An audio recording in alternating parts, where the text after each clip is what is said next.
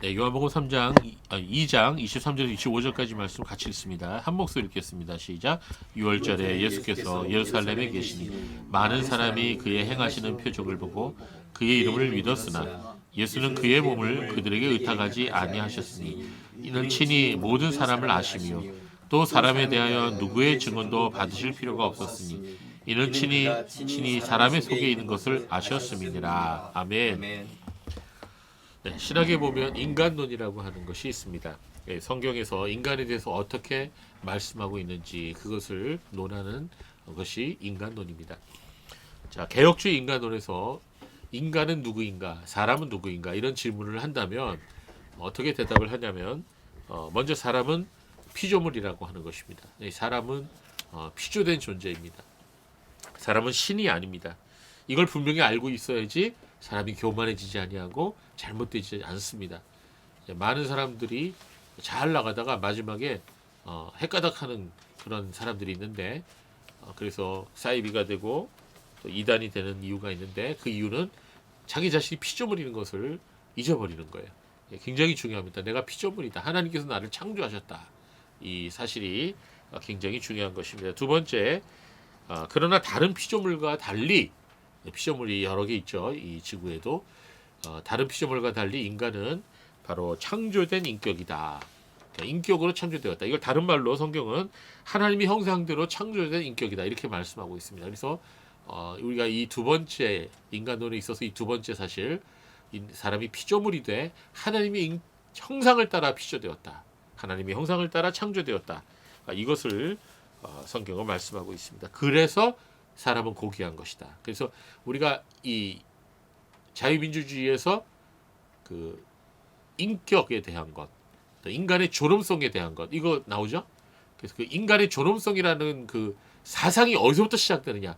그걸 역사적으로 쭉 사상적으로 거슬러 올라가면요, 그리스 로마 신화에서 나온 게 아니에요. 뭐 중국의 뭐 사상에서 나온 게 아니에요. 그건 성경에서 나온 것입니다. 바로 하나님께서 하나님의 형상대로 창조한 인간이라고 하는 이 사실에서 나온 개념이 바로 인간의 존엄성이에요. 예, 그걸 여러분 이제 공부하시면 알게 되실 것입니다. 자, 그러나 여기서 그치면 안 돼요. 성경은 또 사람에 대해서, 인간론에 대해서 한 가지를 더 얘기하고 있는데 그것은 바로 인간은 타락한 죄인이라는 것입니다. 하나님의 형상대로 창조된 고귀한 존재이지만 인간은 죄짓고 타락한 존재라는 것이에요. 그래서 시편 49편 20절 말씀을 보면 이런 말씀이 있어요. 사람은 존귀하나 멸망하는 짐승과 같도다. 예, 존귀하나 깨닫지 못하는 사람은 멸망하는 짐승 같도다. 이렇게 시편 49편 20절에 말씀하고 있습니다. 그렇습니다. 사람이 고귀한 존재이지만 하나님의 형상대로 창조받은 인격이라서 다른 피조물들과 구별되는 그런 고귀한 존재이지만 그러나 그가 깨닫지 못한다면 멸망하는 짐승과 같다. 뭘 깨닫지 못하면 멸망하는 짐승과 같을까요? 사람이 굉장히 고상하기도 하지만 또 개돼지만큼 정말 추한 모습으로 떨어질 때가 있죠. 뭘 깨닫지 못할 때 그럴까요? 그것은 사람이 자기를 창조하신 하나님을 알지 못하고 하나님을 부인할 때 그렇게 된다는 것입니다. 사람들은 이 말도 안 되는 진화론을 주장하죠. 그래서 이 생명체가 우연히 생겼다고 말합니다. 예, 굉장히 잘못된 것이죠. 온 세상이 그 거짓말에 완전히 현혹되어 있습니다. 예, 사람은 또 그 마음에 하나님 모시기를 싫어하고 하나님을 매우 부담스러워합니다. 예, 이러한 마음 상태를 깨닫지 못한다. 이렇게 성경은 말씀하고 있습니다. 자, 사람들이 왜 하나님 마음에 두기를 싫어할까요? 왜 하나님 앞에 나오기를 싫어할까요? 왜 하나님을 부담스러워할까요? 그것은 인간이 죄를 사랑하기 때문입니다. 예, 하나님과 죄는 같이 계실 수가 없어요. 하나님과 죄는 같이 있을 수가 없어요. 하나님 거룩하신 분이기 때문에. 그래서 우리가 하나님 말씀대로 살려면, 하나님께로 가까이 나오려면 나의 죄의 모습이 막 드러나기 때문에 가만 놔둘 수가 없어요. 죄를 버리든지 아니면 하나님부터 멀리 떠나든지 둘 중에 하나 선택해야 돼요. 그래서 여러분, 하나님 뜻대로 살려면 죄에서 떠나야 되고 세상 사람들이 사는 방법대로 살지 말아야 하니까 사람들은 하나님 마음에 두기를 부담스러워하는 것입니다. 네. 그래서 하나님께서는 분명히 말씀하셨어요. 죄의 삭은 사망이다. 죄의 결과는 사망이다. 이 말씀을 분명히 하셨습니다. 자, 로마서 6장 23절에서는 그 말씀을 분명히 말씀하고 있죠. 죄의 삭은 사망이요 하나님의 은사는 그리스도 예수 우리 주 안에 있는 영생이니라 이렇게 말씀하고 있습니다. 예, 그렇습니다. 죄의 결과는 죽음뿐입니다. 다른 결과가 없습니다. 다른 그런 옵션이 없습니다. 죄는 반드시 죽음으로 귀결된다는 것이 하나님 말씀이에요. 범죄한 아담과 하와에게 이렇게 말씀하셨죠. 창세기 3장 19절에 우리 같이 읽어볼까요? 시작. 내가 흙으로 돌아갈 때까지 얼굴에 땀을 흘려야 먹으리니 내가 그것에서 취함을 입었음이니라. 너는 흙이니 흙으로 돌아갈 것이니라 하시니라. 너는 흙으로 돌아갈 것이다. 죽는다는 말이에요. 지난주까지 같이 우리하고 예배드리고 있었던 분이 돌아가시면 우리는 어떻게 돼요? 그분을 더 이상 만날 수가 없어요. 그리고 그 육체는 흙이 되어 땅에 묻히든지 돌아가는 것입니다. 우리들도 마찬가지야. 그 순서가 우리가 될 수가 있어요. 제가 옛날에 어떤 그림을 봤는데요. 이 커다란 해적선 같은 데서 이 널판지가 딱 바다로 향해 있어요. 근데 거기에 사람들이 순서 줄을 쫙 써갖고 하나씩 바다로 퐁당퐁당 빠져서 죽어요. 예, 그런데 이제 바다에 빠지는 사람이 있고 그 다음 서서 놀라는 사람이 있어요. 그 다음 뒤에 있는 사람은 뭐 하고 있어요? 예, 음식을 먹고 있고 그 뒤에 있는 사람은 히덕거리고 뒤에 있는 사람하고 얘기하고 있어요. 자, 이게 뭡니까? 사람의 삶을 풍자한 거 아닙니까? 그러니까 바로 앞에 있는 사람이 죽는데 자기는 그걸 깨닫지 못하는 거예요. 그저야 그 앞에 있는 사람이 죽을 때야 그때야 눈이 휘둥그레져서 나도 죽는구나 이런 이제 생각하는 거죠. 자, 이게 바로 뭐예요? 깨닫지 못하는 거예요. 사람이 깨닫지 못하면 멸망하는 짐승과 같다.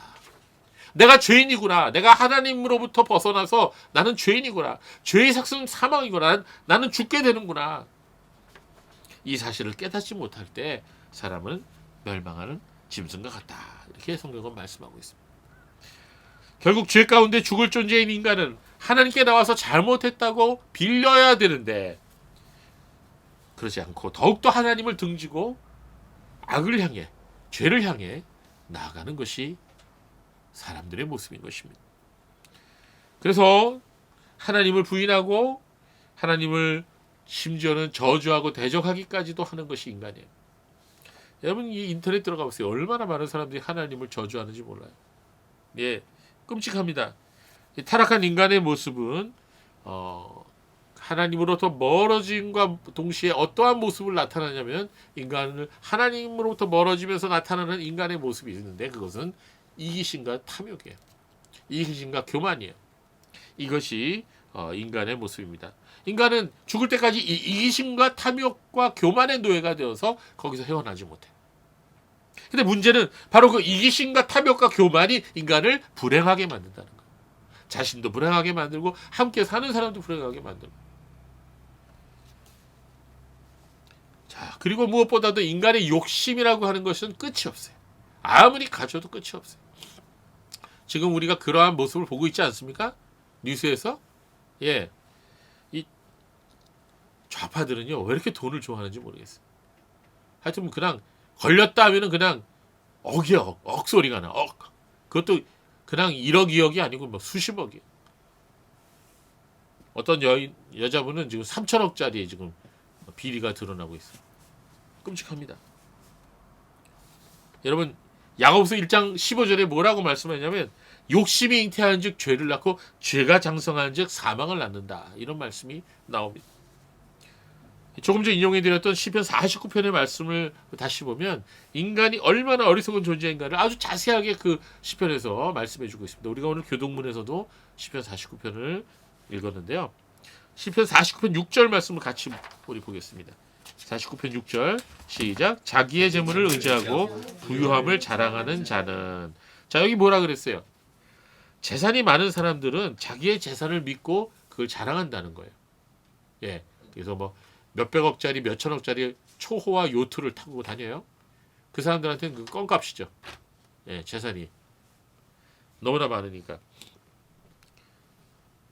내가 이 돈으로 못할 게 뭐 있겠냐 이렇게 떠들고 다닙니다. 그러나 하나님은 이어서 분명하게 시편 49편 7절 8절에 이렇게 말씀하고 있어요. 아무도 자기 형제를 구원하지 못하며 그를 위한 속전도 하나님께 바치지도 못할 것은 그들의 생명을 속량하는 값이 너무나 엄청나서 영원히 마련하지 못할 것입니다. 사람이 아무리 돈이 많아도요, 이 죽음을 피할 수는 없는 것이에요. 죽음이 자기에게 다가왔을 때, 내가 돈이 이렇게 많으니 이걸 갖고 가시오 좀. 이렇게 죽음의 천사한테 말할 수가 없는 거예요. 여러분, 돈이 많다고 하는 그 빌 게이츠도 얼마 안 있으면 죽을 거예요. 페이스북 창업자가 누구죠? 네, 마크 저커버그. 이 사람도 죽게 될 거예요. 근데 이 죽음은 다 끝나는 게 아니에요. 죽고 난 다음에 반드시 하나님 심판대에 서게 된다는 거예요. 그 말씀이 어디 있어요? 히브리서 9장 27절. 제가 자주 인용하죠. 한 번 죽는 것은 사람에게 정하신 것이요, 그 외에는 심판이 있으리니. 그러니까 죽음으로 끝나는 게 아니라 그 죽음과 함께 심판대가 자기 눈앞에 펼쳐진다는 것입니다. 이 세상 누구도 하나님의 심판을 피해갈 수 없어요. 하나님 심판대 앞에서 돈도 명예도 다 소용없는 거예요. 이 세상에서 행한 쌓은 선행도 아무 소용없는 거예요. 뭐 내가 이 세상에서 뭐 자선 사업을 이렇게 많이 했다, 이렇게 기부를 많이 했다, 심지어 뭐 교회에서 헌금을 이렇게 많이 했다, 그거 아무 소용없는 거예요. 그것이 내 생명을 구원하지 못해요. 시편 49편 7절 8절은 바로 그 말씀을 하고 있는 거예요. 만일 이 세상에서 모은 재산을 하나님의 심판대 앞으로 가져갈 수 있다고 가정을 해봅시다. 그러나 이 세상 누구도 자기 가족이나 형제를 위해 또 자기 자신의 목숨값을 지불할 수 없다고 성경은 말씀하고 있습니다. 왜 그럴까요? 빌 게이츠가 얼마나 많은 재산을 갖고 있는지 모르지만 그 재산도 자기 자신의 생명 하나조차도 살 수 없다고 말씀합니다. 사람의 생명을 대속하는 값이 너무너무 엄청나서 아무리 많은 돈이 있더라도 그 사람은 그 생명값을 영원히 감당할 수 없다. 이렇게 시편 49편 말씀은 말씀하고 있습니다. 2016년에 개봉한 영화 중에 God of Egypt라고 하는 영화가 있어요. 여러분 혹시 보셨어요? 예, 저도 봤는데 여러분 이 God of Egypt에 보면은요, 아주 그냥 과관이에요. 거기 아예 신들하고 보통 사람들하고 같이 살죠. 신들은 키가 엄청나게 크고, 예, 보통 인간들은 키가 난장이만 해요. 같이 공존하면서 삽니다. 근데 거기에 뭐라고 나오냐면 사람이 죽어서 사후세계에 들어가려면 금은보화가 필요해요. 그래서 죽어서도 자기가 가지고 있던 금은보화를 가지고 갈 수 있어요. 근데 그 금은보화가 없으면 그 죽음의 심판대 앞에서 어떻게 돼요? 소멸됩니다. 예. 노예 신분으로 살았던 사람들은 돈이 없잖아요. 다 죽으면 다 그냥 소멸되는 거예요. 부자는 사후세계에 들어가고 영생을 합니다. 그러나 가난한 사람은 죽어서 소멸되는 것입니다. 이게 그 영화의 하이라이트예요. 아주 사악하고 잘못된 세계관이죠. 그 영화에는 태양신 라도 나오고 호르스도 나와요. 이게 엘리트들이 만든 영화가 분명해요. 자, 여러분, 세상을 창조하시고 다스리시는 하나님 말씀은 그렇게 말씀하고 있지 않습니다. 이 세상에 살면서 자기의 재물을 신뢰하고 자기의 많은 재산을 자랑하던 사람들도 하나님의 심판대 앞에서는 자신의 모든 죄악으로 인해서 반드시 멸망할 것이다. 영원한 형벌을 받게 될 것이다. 이렇게 말씀하고 있는 것입니다. 그러나 이 세상에 살아가고 있는 부자들은 그렇게 생각하고 있지 않습니다. 그들은 자신의 돈이, 자신의 집이 영원할 것이다. 이렇게 생각하는 거예요. 그러나 그 누구도 영원히 살 수 없으며 그리고 결코 무덤을 보지 않을 수 없다고 말씀하고 있습니다. 지혜 있는 사람도 죽고 어리석은 사람이나 미련한 사람도 다 같이 죽게 되는 것입니다. 그들의 재산을 타인에게 남겨두고 떠나게 될 것입니다. 그래서 시편 49편 기자는 이렇게 말하는 것입니다. 12절에 사람이 고귀해도 계속 살 수는 없으니 그 또한 멸망할 짐승과 같구나. 여러분, 사람이 죽는다는 것을 항상 기억하고 살게 되면은 그 사람의 삶이 죄 짓는 삶으로부터 벗어날 수가 있어. 하나님을 모른다고 하는 그런 어리석은 짓을 하지 않게 돼요. 그 사람에게는 이 죽음이라고 하는 것을 인식하는 게 아주 중요합니다. 그렇습니다. 사람은 하나님의 형상대로 지음을 받은 피조물이지만 죄를 지어 타락한 존재라는 것을 성경은 말씀하고 있습니다. 몸과 마음이 모두 타락한 존재인 우리 인간은 스스로 자신이 죄인이라고 하는 사실을 깨달을 수 없어요. 그 정도로 타락했어요, 인간은. 스스로 하나님께로 나올 수 없어요. 성령님께서 우리의 눈을 열어주실 때야만 하나님 앞에 나와 회개할 수가 있는 겁니다. 그래서 여러분, 우리가 하나님 앞에 나와서 예배 드린다는 이 자체가 얼마나 큰 복을 받았는지 아셔야 돼요. 예. 그런데 여기 나와갖고 우리가 정성으로 예배를 드리지 못한다. 그건 여러분 굉장히 내 자신의 영혼의 손해가 되는 거예요. 여러분 예배 드릴 때 목사님한테 잘 보이려고 할 필요 없어요. 네, 다른 사람한테 잘 보이려고 할 필요 없어요. 내가 내 자신의 영혼을 위해서, 내가 손해보지 않기 위해서 내가 정신을 바짝 차리고 하나님 앞에 힘을 다해서 모든 정성을 다해서 예배를 드릴 필요가 있어요. 왜 그럴까요? 여러분 자신의 영혼을 위해서 그렇습니다. 자, 우리는 지난 주일에 요한복음 2장 23절 25절 본문을 살펴보았습니다. 예수님께서 6월절 기간에 예루살렘에 계시면서 많은 기적을 행하셨다 그랬습니다. 많은 사람들이 예수님이 행하신 그 기적을 보고 예수님을 믿었다 그랬습니다. 그러나 예수님께서는 그들에게 자신을 의탁하지 않으셨다 그랬습니다. 그것은 그들의 기적을 보고 예수님을 믿기는 믿었지만, 예수님을 메시아로 인정하기는 인정했지만, 그들의 믿음은 구원받을 만한 진실한 믿음이 아니었기 때문인 것입니다. 그들은 아직 예수님을 전 인격을 다해서 진정으로 믿지 않았습니다. 즉, 그 다음 장인 요한복음 3장을 보면 예수님께서 니고데모라는 사람을 만나시는데, 그 니고데모에게 뭐라고 그러셨냐면 바로 내가 물과 성령으로 거듭나야 한다, 이렇게 말씀하셨죠. 즉, 그들은 예수님의 기적을 보고 믿기는 믿었지만 아직 물과 성령으로 거듭난 상태는 아니었다는 것입니다. 오늘날 많은 사람들이 교회에 나옵니다. 그러나 그들이 예배의 은혜를 받고 찬양의 은혜를 받고 기도도 열심히 하지만 아직 물과 성령으로 거듭나지 않은 사람들이 있다는 것입니다. 그럴 때 그 믿음은 아직 구원받을 만한 믿음이 아니라는 것입니다. 그렇기 때문에 우리는 항상 예배 드리면서 우리 자신을 하나님 앞에 드리면서 내가 진정으로 성령으로 거듭나게, 말씀으로 거듭나게 해달라고, 또 그런 존재인지를 우리가 항상 살펴봐야 하는 것입니다. 그래서 예수님께서는 자신의 기적을 보고 믿었던 그 사람들에게 자신을 의탁하지 않으셨고 그들을 신뢰하지 않으셨다는 것을 우리는 지난주에 말씀을 들었습니다. 자, 그리고 그뿐만이 아닙니다. 예수님께서는 그들의 마음을, 그들의 속마음을 다 알고 계신다 그랬어요. 그들이 지금 가지고 있는 그 믿음이 진정한 믿음이라기보다는 표적을 보고 믿는 일시적인 믿음이라는 것을 예수님은 다 알고 계셨다는 것입니다. 예수님은 물꽃 같은 눈으로 사람의 마음을 들여다보시기 때문에 누가 자신을 진정으로 사랑하는지 아니면 누가 자기를 미워하는지 다 알고 계셨다는 것입니다. 예수님은 지금도 마찬가지예요. 여러분 지금 앉아있는 여러분 한 분 한 분의 마음을 지금 다 알고 계셔요. 마음의 중심을 다 보고 계셔요. 겉으로는 우리가 좋아하는 척 할 수 있어요. 어떤 사람을. 그러나 마음속으로는 다른 마음을 품고 있을 수가 있어요. 그런데 하나님은 그걸 또 다 아신다는 거예요. 예수님께서는 사람들의 속마음의 사악함도 알고 계셨지만 또 인간이 얼마나 연약한 존재라는 것도 알고 계셨어요. 그렇습니다. 주님은 그 사람의 성격, 성향, 과거, 현재, 미래 모든 것을 다 알고 계셨던 거예요. 여러분, 신구약 성경이 한결같이 말씀하고 있는 것이 있어요. 그것은 뭐냐면 하나님은 사람의 마음의 중심을 보신다는 거예요. 네, 그렇습니다. 성도 여러분, 우리가 이 말씀의 의미를 얼마나 깨닫는지에 따라서 우리의 인생을 살아가는 태도가 달라집니다. 뭐라고요? 하나님 우리의 마음의 중심을 보신다.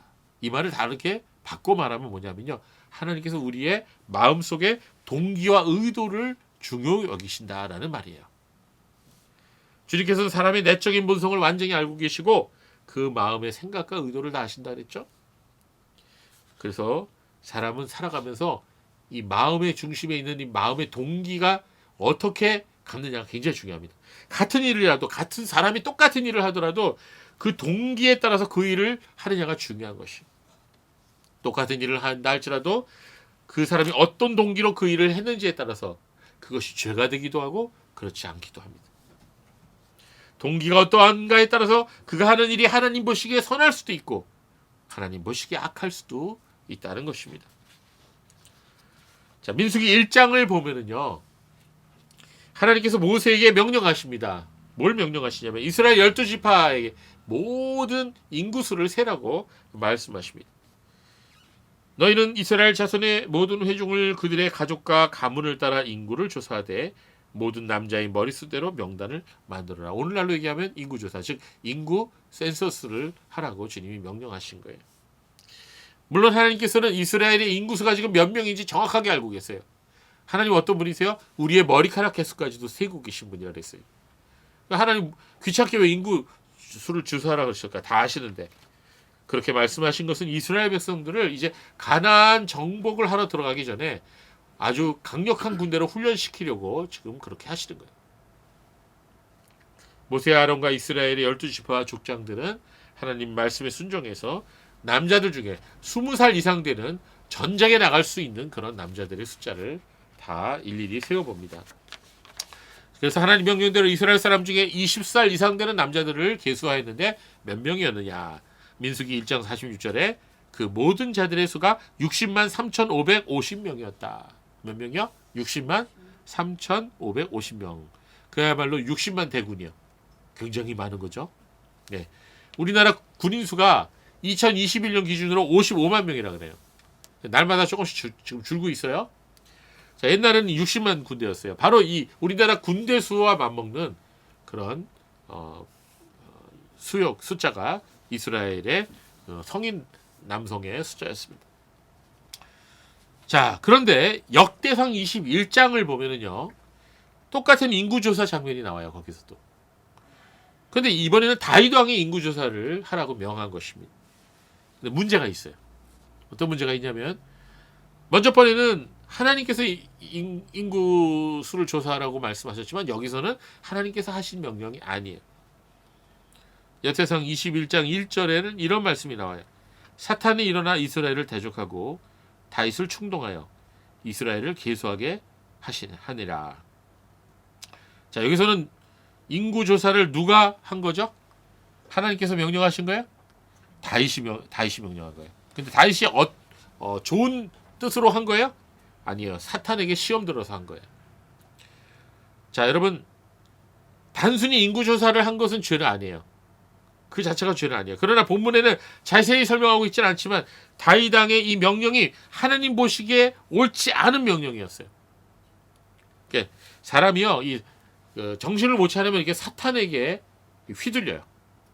사탄에게 휘둘려서 마음에 욕심을 품게 되고 야망을 품게 되고 그리고 더러운 욕망을 품게 돼요. 이 사탄은 더러운 존재이기 때문에 인간의 마음을 자꾸 부추겨 갖고 더러운 짓을 하게 만들고 더러운 행동을 하게 만들고 교만한 마음을 갖게 만드는 거예요. 그래서 죄를 짓게 만드는 거예요. 그게 사탄의 일이에요. 그러니까 우리가 깨어있지 못하면 다윗처럼 이렇게 넘어지게 되는 거예요. 다윗은 아주 훌륭한 믿음의 용사였어요. 그럼에도 불구하고 다윗은 넘어진 때가 성경에만 기록된 것도 2번 있어요. 그렇죠? 예. 자, 다윗이 이제 나이가 들은 상태에서도 이거 한 번 더 넘어집니다. 자, 다윗의 신하 요압 장군도 왕의 명령에 문제가 있다는 것을 깨달았어요. 그래서 이렇게 왕에게 간언합니다. 역대상 21장 3절을 보면 요압이 아뢰되 여호와께서 그 백성을 지금보다 100배나 더하기를 원하나이다. 내 주 왕이여, 이 백성이 다 내 주의 종이 아니니까 내 주께서 어찌하여 이 일을 명령하시나이까? 어찌하여 이스라엘이 범죄하게 하시나이까? 하나. 자, 요압은 깨달았어요. 지금 다윗이 욕심에 이끌려서 자만심에 이끌려서 교만에 이끌려서 이 인구조사를 명령했다는 것을 알고 있어요. 이건 잘못된 거라고 왕에게 간언을 해요. 그러나 왕은 요압 장군의 말도 듣지 않고 인구조사를 밀어붙입니다. 해라면 해! 이러면서 했겠죠. 그래서 요압 장군은 이스라엘 어쩔 수 없이 나가서 입이 이렇게 나가갖고 이제 인구조사를 하죠. 그리고 왕에게 보고합니다. 역대상 21장 5절에 보면 다음과 같이 요압이 보고합니다. 요압이 백성의 수요를 다윗에게 보고하니 이스라엘 중에 칼을 뺀 만한 자가 110만 명이요 유다 중에 칼을 뺀 만한 자가 47만 명이니. 자, 여기서 유다 지파를 따로 떼어서 보고한 이유는 유다 지파는 다윗 왕의 지파고 왕족의 지파죠. 그렇기 때문에 따로 떼어서 보고한 것입니다. 이스라엘은 이제 나머지 이제 지파겠죠. 자, 모두 합치면 얼마예요? 이스라엘 전체에서 몇만 명이죠? 157만 명이나 되는 성인 남성이 계수되었어요. 자, 그 옛날 광야에서 모세가 계수하였을 때보다 얼마나 많아진 거예요? 2배 반이 많아진 거예요. 자, 그것도 요압 왕이 왕의 명령이 마음에 안 들어갖고 레위 지파와 베냐민 지파를 빼놓고 계수한 숫자였습니다. 이거 훨씬 더 많다는 거죠, 사실은.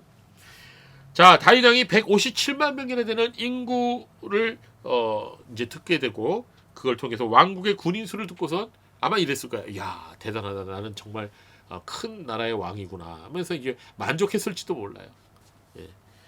자, 그러나 그로 인해서 하나님의 심판이 이스라엘 전체에 임하게 되었다고 성경은 말씀하고 있습니다. 역대상 22장 7절 말씀 같이 한번 읽어볼까요? 시작. 하나님이 이 일을 악하게 여기사 이스라엘을 치시매. 자, 여러분, 우리가요 살아가면서 하나님이 보시기에 악한 행동을 하면 안 돼요.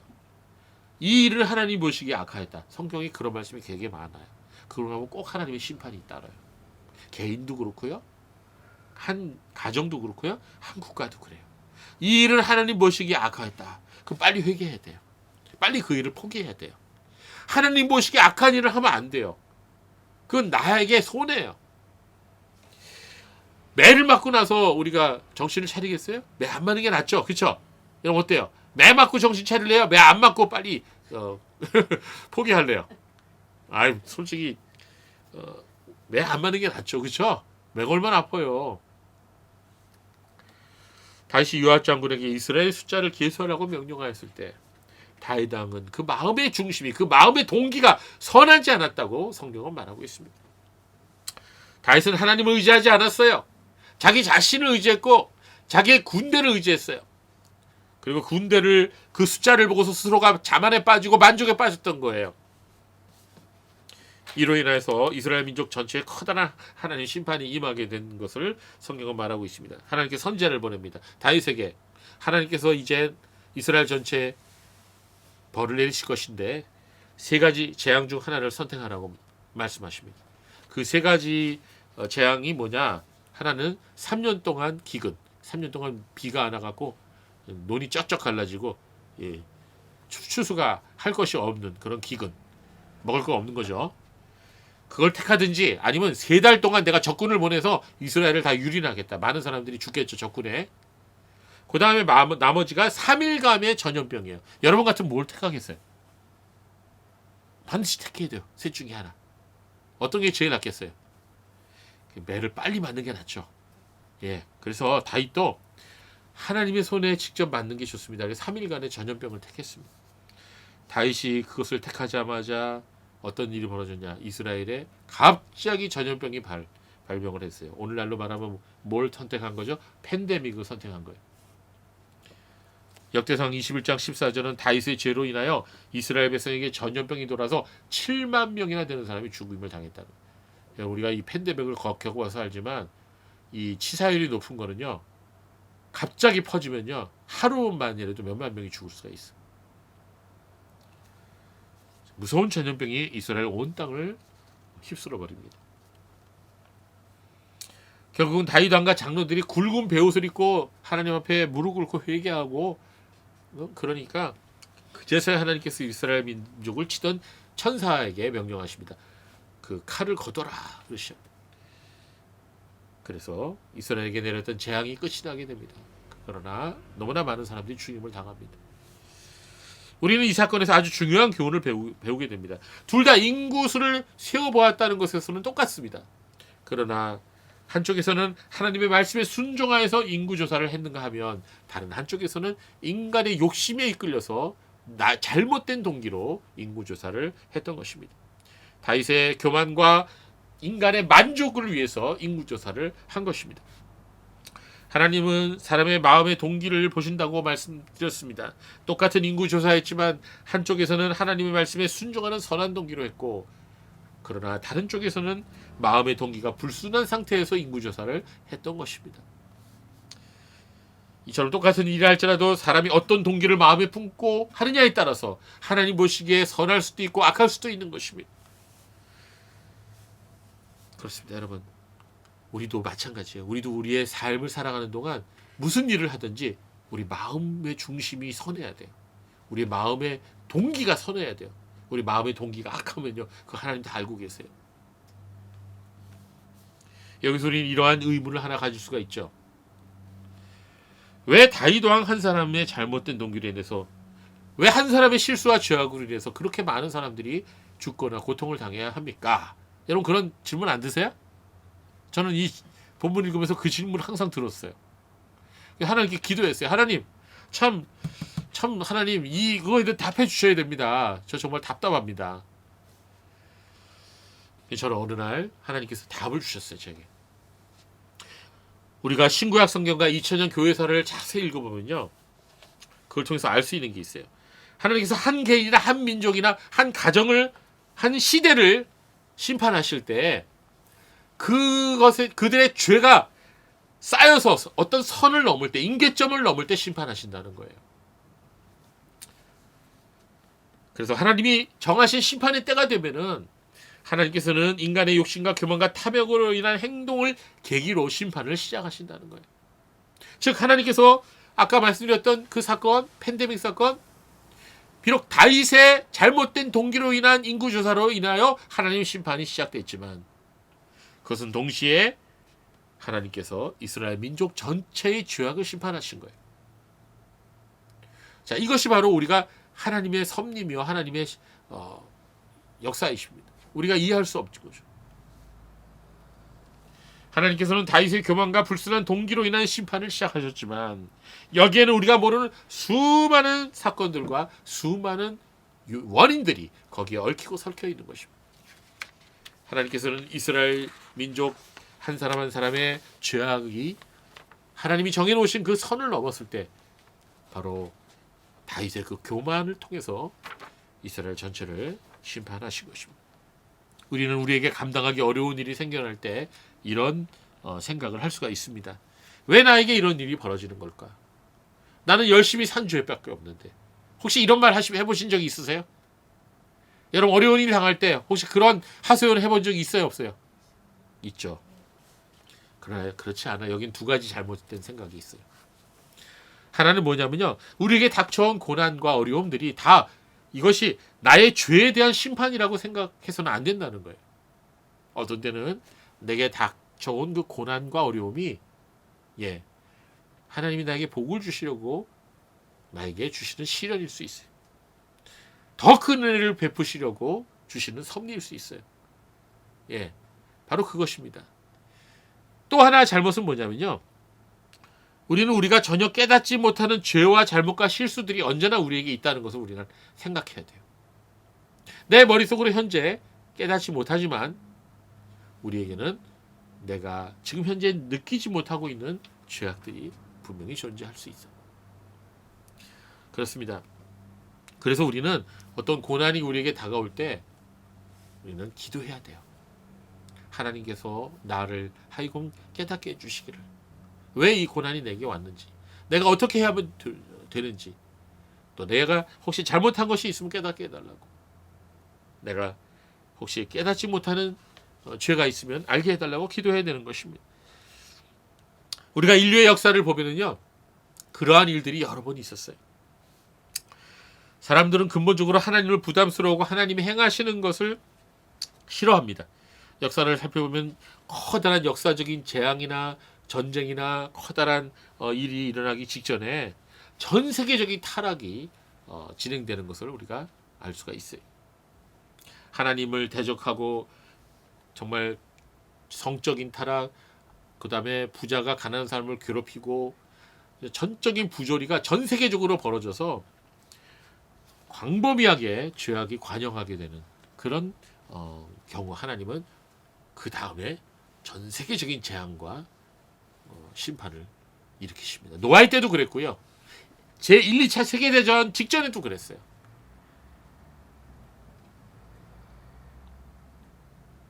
지금 우리가 살아가고 있는 세상이 그런지 아닌지를 굉장히 저는 걱정합니다. 우리나라 지금 6.25 이후 몇 년 동안 큰 전쟁이 없었죠? 대충 계산해 봅시다. 몇 년 동안 큰 전쟁이 없었습니다. 70년이 넘었어요, 이제. 여러분, 근데 우리나라가 지금 정의롭게 살고 있습니까? 굉장히 걱정이 되는 거예요. 죄의 임계점이 달해서 하나님의 심판이 쏟아지면 그건 무서운 심판이 쏟아집니다. 우리는 그래서 날마다 회개해야 돼. 우리가 사는 동안, 우리 자녀들이 사는 동안 하나님 심판이 임하지 않기를 간절히 기도해야 되는 거예요. 그러나 우리는 또 이것을 알아야 됩니다.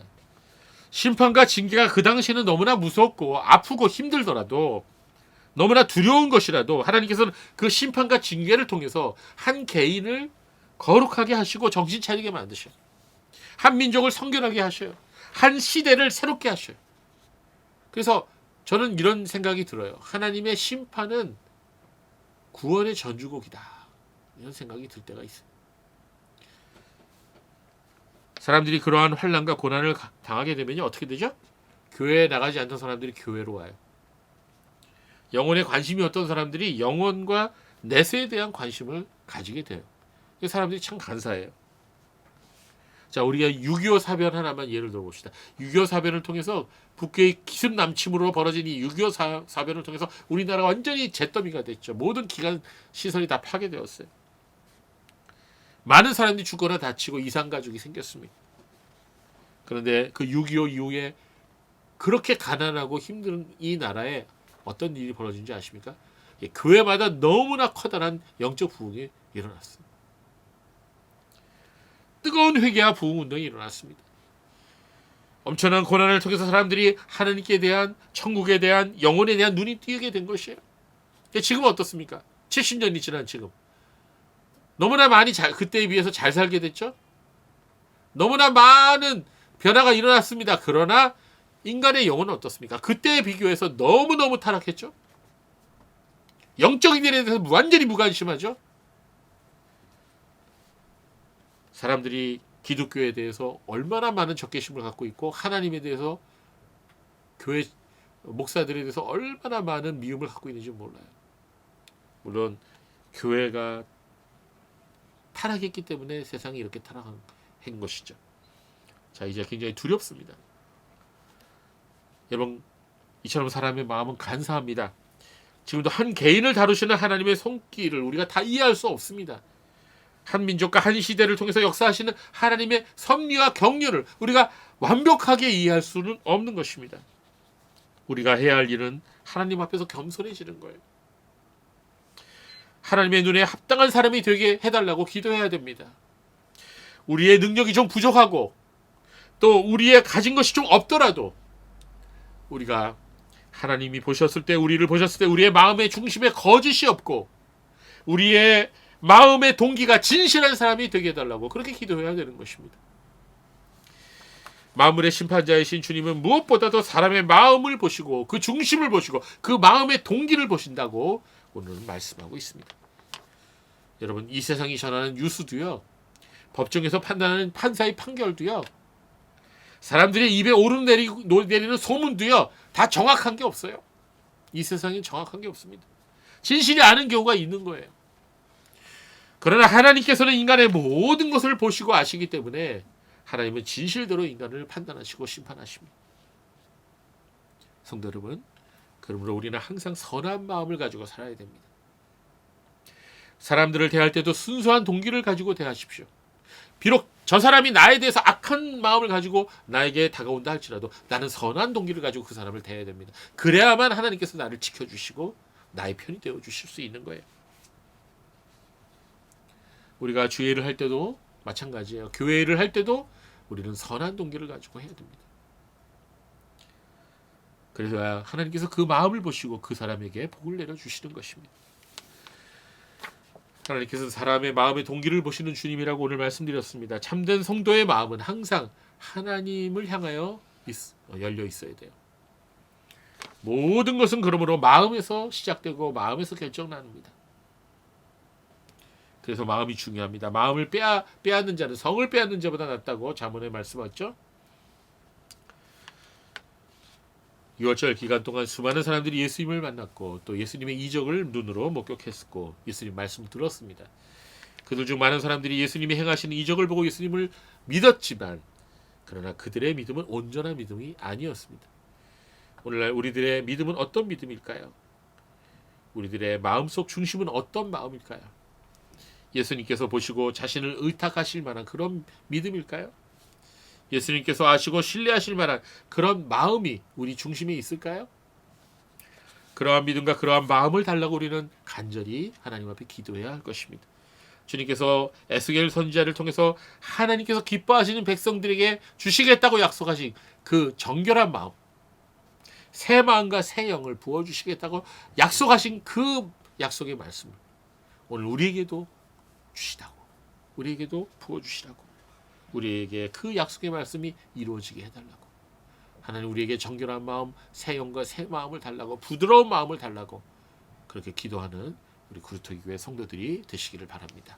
기도하겠습니다.